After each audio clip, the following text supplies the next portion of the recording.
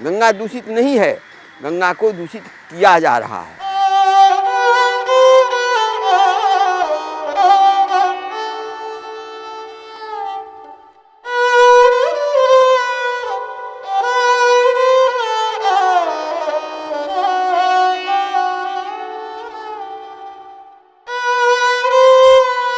ये मत समझे कि कुछ दिन के लिए आप हुए हैं और आप सब कुछ हो रहे हैं।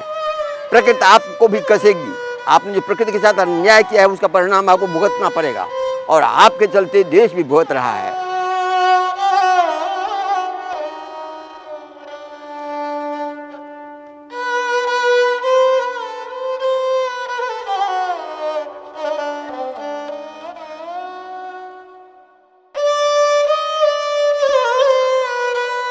मोदी जी रिक्वेस्ट है कि सही अर्थ में आप भी गंगा किनारे घूमते हैं, बनारस में घूम रहे हैं, आइए यहाँ भी आज गंगा के किनारे आकर के देखिए।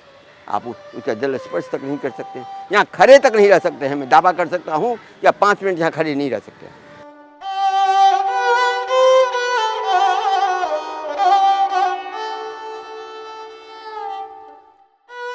हम अभी काली घाट के नज़दीक आदि गंगा के किनारे खड़े हैं। यहाँ बहुत पौराणिक मंदिर सब भी है।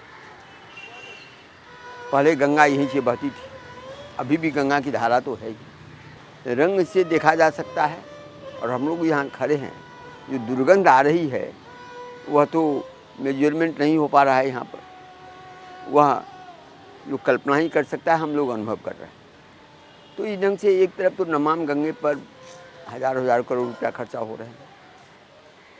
अब गंगा के ओरिजिनल स्वरूप को ही यदि नष्ट कर दिया जाएगा तो फिर क्या होगा। अब मैं नमाम गंगे से ये बात भी कह देना चाहूँ कि तुम रिनोवेशन का मतलब घाट बना देना और सौंदर्यीकरण मत कर लेना, क्योंकि तुम्हारा जो तरीका है वह गंगा को साफ करने पर नहीं है। ये तो स्पष्ट है, तो घर द्वार में ही गंगा में मछलियाँ नहीं पाई जाती हैं जो प्रचुर मात्रा में पाई जाती थी। बार बार रिप्रेजेंटेशन देने के बाद भी उन पर कोई असर नहीं पड़ रहा। तो गंगा तो वहीं से नष्ट होती चली जा रही है, लेकिन इस दुर्दशा को प्राप्त कर गई है, यह देख करके हृदय व्यथित हो रहा है। हिमालय में हम लोग वास्तव गंगा के लिए आंदोलन कर रहे हैं। ये हैं 3-3 4-4 सन्यासियों का बलिदान हुआ है, लेकिन तथापि सबसे बड़ी बात है कि जनमानस में और सरकार में और इन्हें ठीक करने वाली संस्थाओं में कि कानून तक जू तक नहीं देंगी। ये बहुत ही दुर्भाग्यपूर्ण बात है।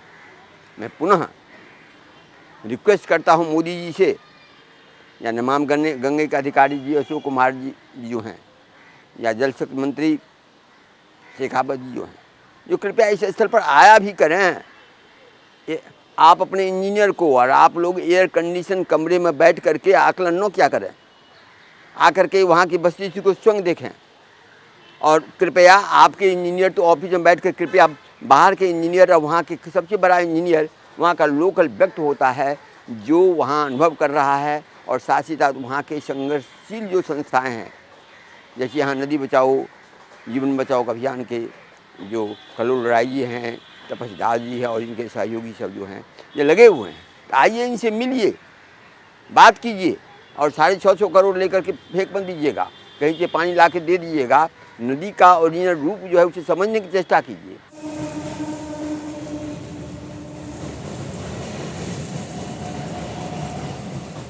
जो शहर है उसका जो सीवर है, वह सीवर उस शहर के कॉरपोरेशन का और नगर पालिका का कर्तव्य है कि वहाँ का जो टैक्स आता है उससे उसको ट्रीटमेंट करें उस जल का, और उस जल का ट्रीटेड पानी का अपने बागवानी के लिए, अपने खेती के लिए, अपने सिंचाई के लिए करें।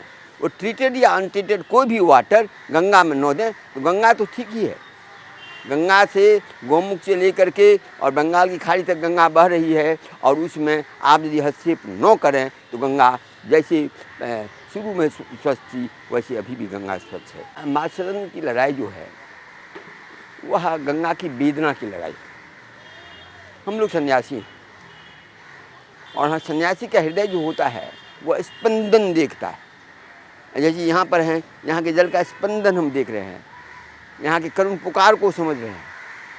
तो मातसदन की लड़ाई गंगा के उसी स्पंदन से शुरू हुई है। 97 में अभी जहाँ मातसदन है वहाँ आए, उससे पहले बाहर थे। हमें पता नहीं था कि गंगा की ये दुर्दशा है।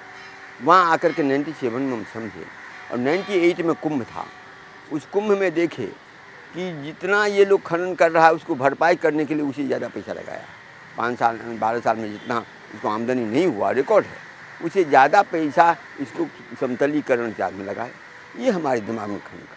और उसके बाद से आंदोलन चला। तब मैंने स्टोनकेश्वर को देखा, गंगा के बांधों को देखा, गंगा में पॉल्यूशन को देखा। तो कलयुग में धर्म जो है अपने विकृत रूप में आ गया। मैं मंदिर के खिलाफ नहीं हूँ, मंदिर में पूजा हो तो उसे पत्थर के में जड़ में पत्थर का जरूरत है, उसमें भारतीय संस्कृति के अनुसार चेतनता उत्पन्न कर दी जाती है, और अपने भक्त अपने भाव से अपने साधना के द्वारा उसमें चैतन्य भगवान को प्रकट करते हैं। परंतु वहीं पर जिसमें चेतनता विद्यमान है, जिनके सूक्ष्म और स्थूल तरंग से चेतनता विद्यमान है, जो हमारे जीवन को प्रत्यक्ष दे रहे हैं, उसको उस रूप में न देखना यह दुर्भाग्यपूर्ण है। चाहे वो संतों के द्वारा होता है, चाहे वो भक्तों के द्वारा होता है, चाहे गृहस्थ के द्वारा होता है। यहाँ मंदिर है, मंदिर में पूजा होती है, तो यहाँ के लोगों का कर्तव्य है कि ठीक मंदिर का पूजा हो, लेकिन उससे पहले मंदिर का पूजा जल से अभिषेक किया जा रहा है, वो जल शुद्ध हो, जिस वातावरण से उपयोग किया जाता है वो स्वच्छ वायु हो, तब पूजा का सही अर्थ होगा, अन्यथा वो पूजा बैठे।